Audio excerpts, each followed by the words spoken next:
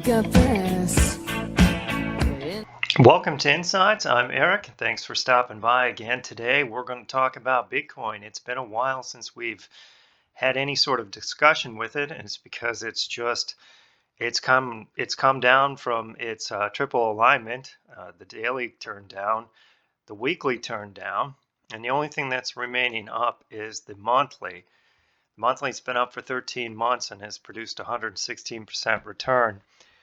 It's could be vulnerable here, but the energy build, as we can see again after this past week, and we'll take a look at it in more detail in a second, it's still relatively high at 69% and 53 is a pretty big number for DI2. That means it could be one of the largest DI2 readings since the contract was originated in 2018. WA is almost zero, which means there's no one even playing in this market, and that's usually a sign that a market's getting tired, and that it's getting tired to the downside. We can also see that it's getting tired in terms of the downside, at least on the daily, because the price cycle is 2.4 and the time cycle is 2.68, or nearly 3 sigma, or 3 standard deviations. At 57 days down, that's a long time. I know people are turning bearish on Bitcoin now, and I see a lot of stuff entering the fray. This has nothing to do with Bitcoin's future potential and purpose and who designed it and what it's going to be used for. This is all just a asset trading within the matrix. Becoming bearish when the daily is down nearly 3 sigma, that's a bad idea. But that doesn't. It's not going to stop anyone.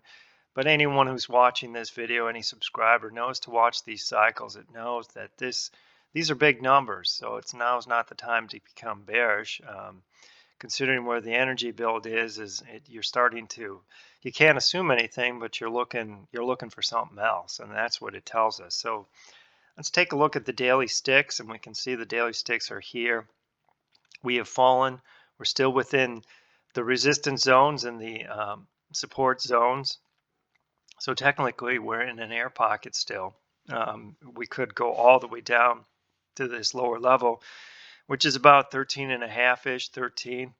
It is a possibility, but I think we're still going to wait. We'll have to wait and see. This could drag out, and that's the real warning here. This is something that could drag out.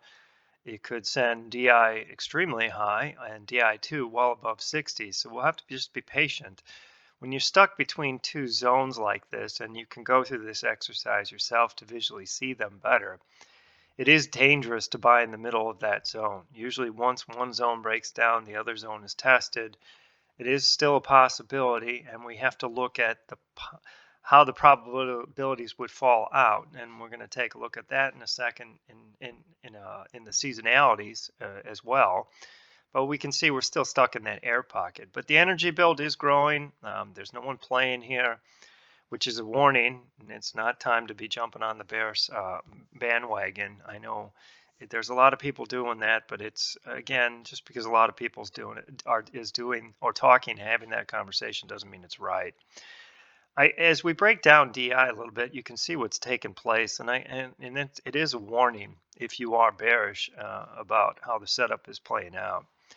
The DI here, you can see the different readings within. This represents the commercial participation and weight, and the non-reportables, which is basically the public. And we have gotten down to a reading where the public, which is the L line, has fallen below 20, and this means the public is extremely bearish. A bearish public, and I've highlighted these or illustrated these by the arrows, is largely associated with turning points, of which then you get upside acceleration. It's not immediate. We're still not as low as it was in the previous when everybody was bearish right about here, and then price took off. But we are down in that area, and it's really only a matter of time, likely, before we hit that zone again.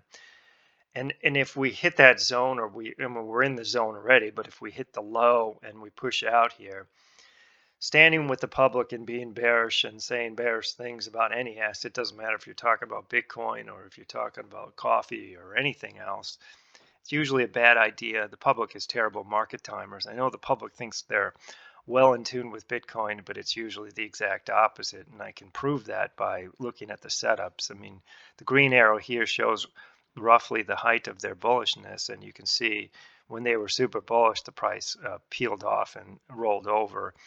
And in this case, they're bullish right about here. Not statistically, but generally, when they're super bullish, it's usually not a great time to buy, and when they're super bearish, it's not a great time to sell. And that's what Bitcoin's really setting up with right now. So I'd be careful with standing with retail discussions right now. There is a possibility we'll go down and test the lower end of this air pocket, but the fact is the public is, and then I'm talking about the retail trader, and this is Joe Sixpack, not the professionals. They're just heavily committed on the short side, and it's usually not something you want to do. You don't want to follow them, basically.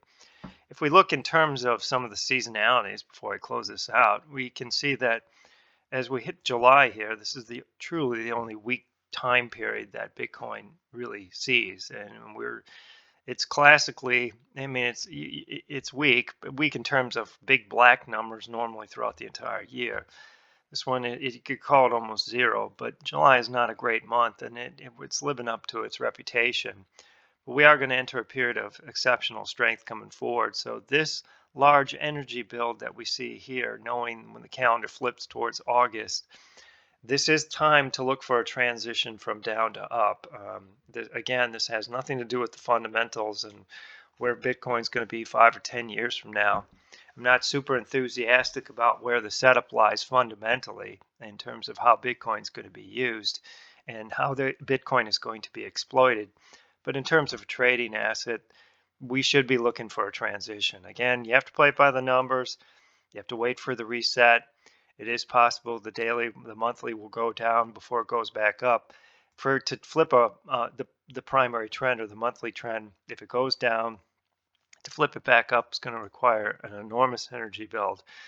But we do have that already. Bitcoin has the third largest bullish energy build inside the matrix. So this is not something to be easily dismissed as meaningless. Bitcoin is still trying to work on understanding, or at least the computer's trying to work on Bitcoin's energy build, because it's not very old. Contract's only a couple years old, maybe 3-ish in that range. It's not a lot of data, so the computer struggles to understand where the cycles lie, and it's starting to zero in on them a little bit better. But I would be careful in taking these numbers as a means of like, well, I'm going to jump in and buy right away and not wait for an alignment. I would not do that. I would wait for an alignment again. And considering then if you get those 3 time frames line back up and the energy build is extremely bullish or remains bullish before that, and then low participation, this will be a good setup or a good reset, or it might be a reset that flips the 2 time frames, or it might be a primary trend flip back up. But it will be a powerful setup if you can get the 3 time frames in agreement again. So that's basically the setup for Bitcoin. It's a discussion that gets a lot of play on the internet, but quite frankly, much of that conversation is not very productive. There's a lot of opinion and beliefs out there rather than trading discipline, and the evolution of the trade is more trading discipline. So keep an eye on that.